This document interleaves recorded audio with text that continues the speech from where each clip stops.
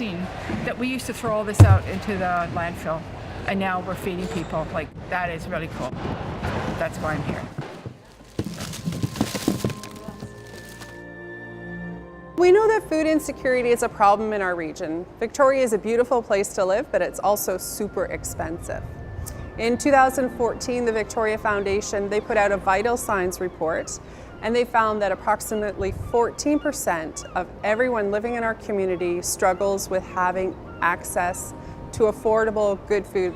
So we know that there's approximately 50,000 people in our community who don't have access to the food that they want. Let's start with asparagus and see how. The Food Share Network is a group of different organizations who have all come together to address food security and insecurity in our region. Our membership includes schools, First Nations, food banks, hamper programs, and services that work with vulnerable seniors. So this place is open 6 days a week, and each day we get about 4,000 pounds of food. And it's a mix of fruit and vegetables and also dairy that's being donated. Everything comes in on refrigerated trucks because food safety is our #1 priority.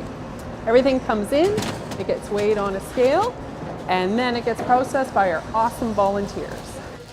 Basically, we say, if you wouldn't eat this food yourself, we don't want that food going out to low-income folks. So we ask them to look at it and take out the really bruised and food that you wouldn't eat yourself.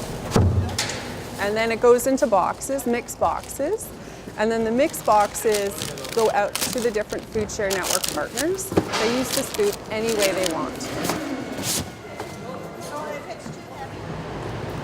We're creating an option for people who are insecure food-wise in Victoria, and that's why I got involved. Combination of I've always cared about sort of food and waste. Can't stand to see food wasted, and so they've managed to get an organization together here that can sort of gather the food. We can cull it, and if there's anything that's not that great, out it goes, but otherwise we can put it out and it goes to the whole community. Apparently they serve something like 50 or 60 different agencies in town, and people seem really, really happy to get it. It also goes into schools. I was involved in breakfast programs in schools before as well, and I live in the neighborhood, which is kind of handy. So that's the scoop.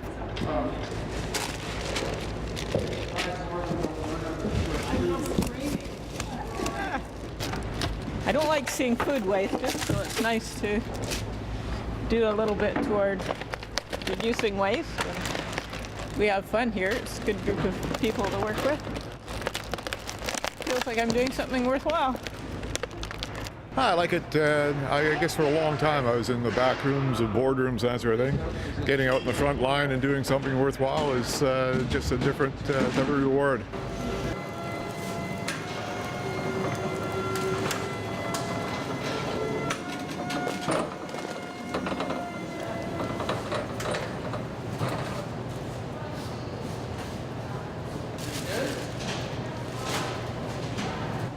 So this is organically grown, and then during the summer we get lots of product from Life Cycles. So they're farmers.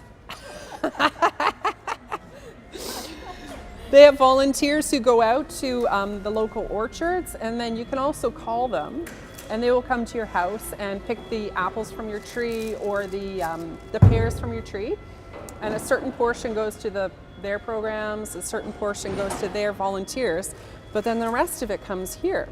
So we are able to offer locally grown produce to people who otherwise wouldn't be able to afford it. Because it's silly that, sometimes the most local food costs the most money.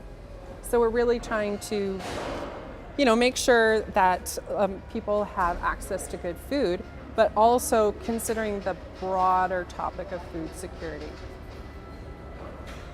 Because it's true. You get all this, like the local stuff costs the most money, and then like the imported stuff, right? Like that's what you can afford. So, yeah. There are some organizations that use it for community meals. There are other organizations that are running a program, say a Moms and Tots program. And so the Moms and Tots will come in for the program, and then as they're leaving, they have a table of food, and they can just choose what they want from that table. and then they are able to take that home and feed that to their families.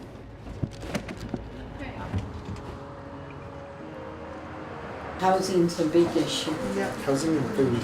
Housing and food, yes. And there were some donations came in today. We got a lot of donations today. Yes, we did. Wow. Many single parents find themselves in circumstances where they either lack family and community support, or they are simply struggling to meet the basic day-to-day needs of themselves and their families. The Food Share program has made a big difference in our ability to be able to deliver some of the practical services to single parents that help to mitigate some of the cost. One of Victoria Single Parent Resource Centre is very grateful for our connection and partnership with the Food Share Network, and to all of our community partners and supporters who help us do the work that we do on behalf of single parent families every day. It's very much appreciated.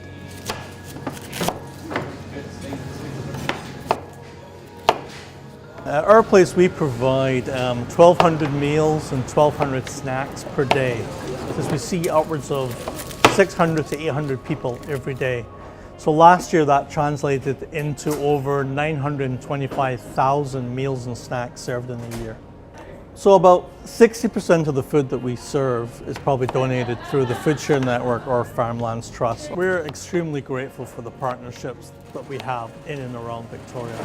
We've always had some great support from a lot of the grocery stores, and now Food Share Network has just expanded that. It's just allowed more companies to get involved to make sure that food that would end up in a refuge bin is now coming to help serve people who can't afford their own meals.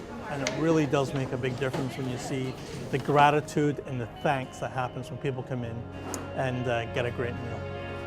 I feel like the Food Share Network for the Aboriginal Coalition to End Homelessness has been a really core part of our program. Like, if you can just think about what food does to people and bringing the spirit in the room, I really have seen like happiness created at those tables, and a lot of it is done by just the presence of food. It just adds a whole other layer of like cultural sensitivity to food, and the Food Share Network has been able to provide that for us.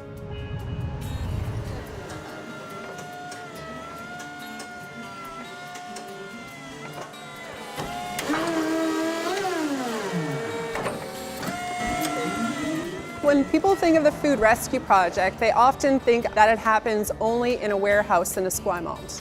In fact, food rescue is happening in different communities throughout our region. The real objective is to take this food and to connect it to the different Food Share Network partners in their communities, in their neighborhoods, and help them and enable them to deliver amazing projects and programs that are really benefiting the clients that are coming to them already. And now, the Mustard Seed is the lead operational partner, and none of this could happen without them doing all this work. It's the Mustard Seed trucks that are on the road, the Mustard Seed name is on the lease, so they are acting in good faith on behalf of the Food Share Network. We were naturally poised to take this on, having done food rescue already on a smaller scale. It was just about scaling it up. So we were ready and quite eager to scale it up and meet the broader community need and contribute to greater food security in the Victoria area. New agencies are continually coming to us, coming to the Food Share Network and saying, hey, how do we get involved? We've got people who need food. So the need is constantly revealing itself. It would be great to be able to hang a sign on the door tomorrow saying not needed anymore. While there's still a great need out there in the community and while the need continues to grow, the Mustard Seed are here to continue to get food out to people and to collect food through this warehouse and through our food rescue.